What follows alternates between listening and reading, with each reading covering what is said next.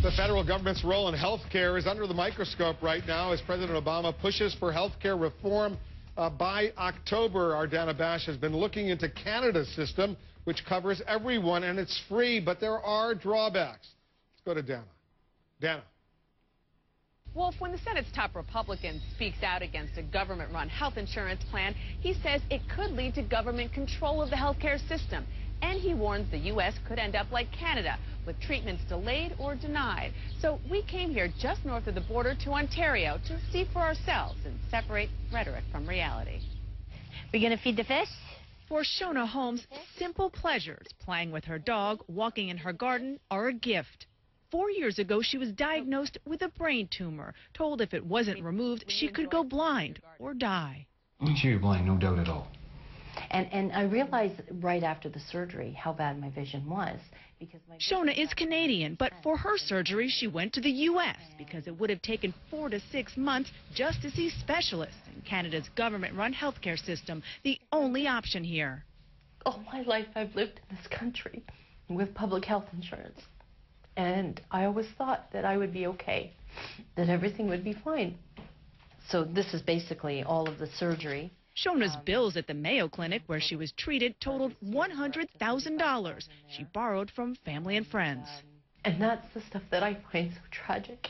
Having dinner with my friends, and I know how much money I owe them.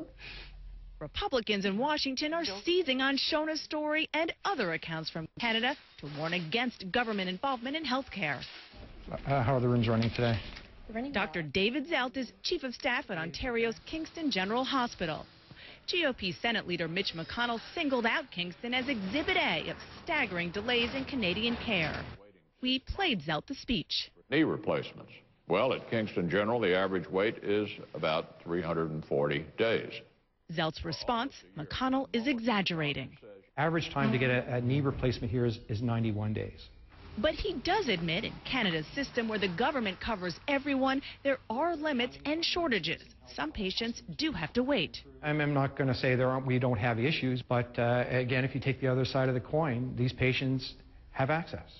Despite Shona Holmes' horror story, Canadian officials insist most patients with life-threatening problems are treated quickly. That's my dad. Doug Wright can attest to that. He has cancer, a tumor on his leg.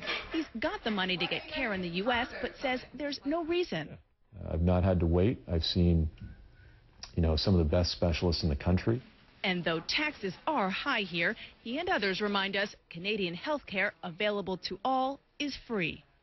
Now, to be clear, no Democratic health care plan now on the table calls for the kind of government-run system they have here in Canada. But consider this statistic. All Canadians have health coverage. That's 33 million people compared to 47 million. That's just the number of uninsured in the U.S. Wolf.